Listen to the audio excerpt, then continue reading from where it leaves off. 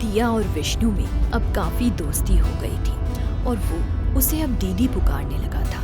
दीदी, अब क्या? आप स्टेशन मास्टर साहब के परिवार के बारे में इन सब जानकारी का क्या करोगी?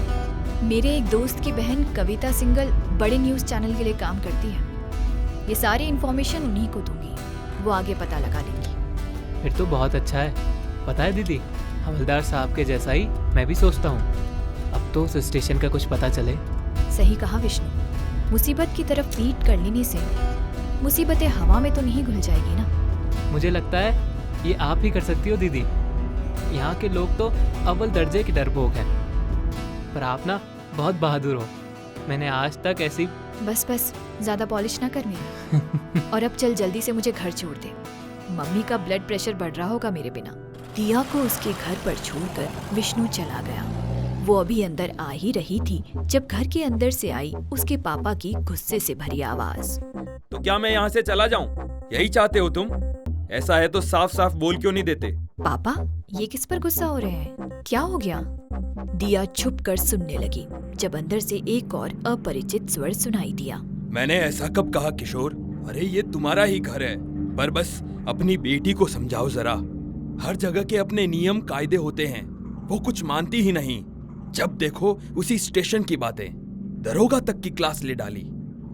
अरे ये कौन है? ये आवाज तो पहले ना सुनी कभी। तो क्या उम्मीद करते हो राजीव?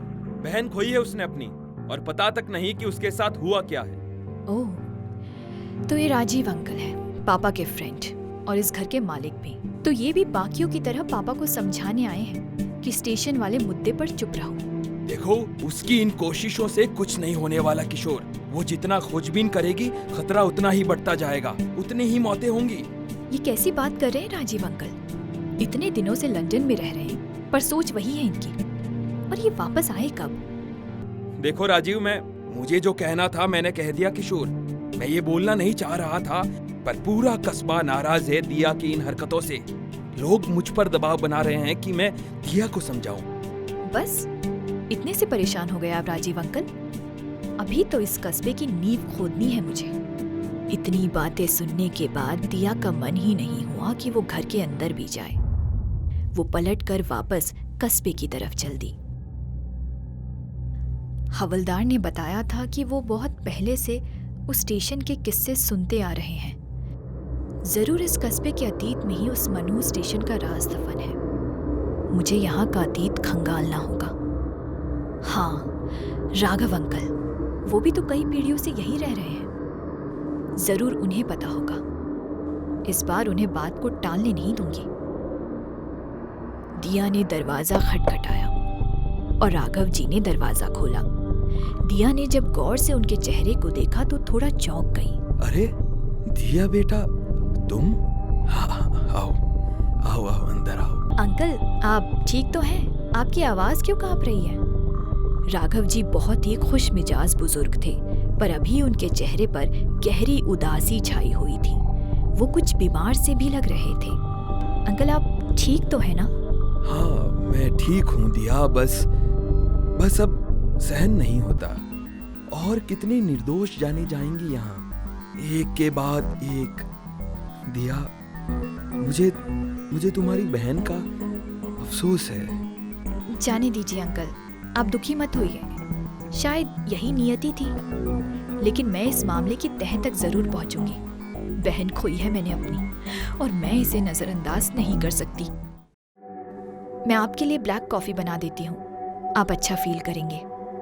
राघव अंकल कहते हैं उनका डाइवोर्स हो चुका है, पर इस घर में एक भी फोटो क्यों नहीं है उनकी फैमिली का? वो कहते तो हैं कि उनका परिवार कभी कभी उनसे मिलने आता है, पर इनके पड़ोसी बता रहे थे इनसे कभी कोई मिलने नहीं आता। ऐसा क्यों? राघव जी की हालत देखकर दिया को उनसे कुछ भी पूछना सही नहीं लगा और वो अपने घर आ गई। मैं अब यहाँ और नहीं रहना चाहती। दिशा को खोने के बाद तो बिल्कुल भी नहीं। इस जगह ने हमसे छीन लिया उसे। चलिए ना, वापस चलते हैं अपने घर। अरे मगर चले गए तो पता कैसे चलेगा कि दिशा के साथ हुआ क्या था? अरे नहीं जानना कुछ भी। पर मुझे जानना है मम्मी की दीदी के साथ क्या हुआ।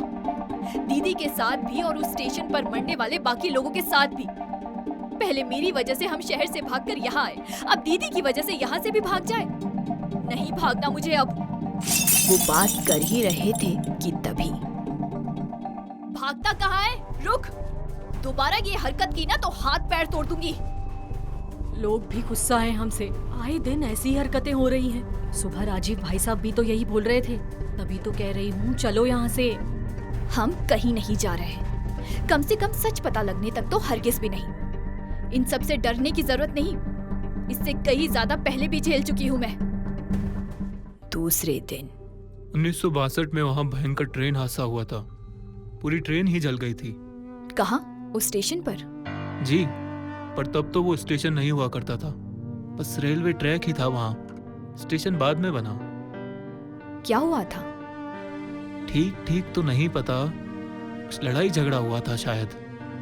फिर ट्रेन में आग लग गई, काफी लोग मारे गए। वो जगह तब और भी सुनसान थी। सुनसान क्या, जंगल ही रही होगी और यह हादसा हो गया।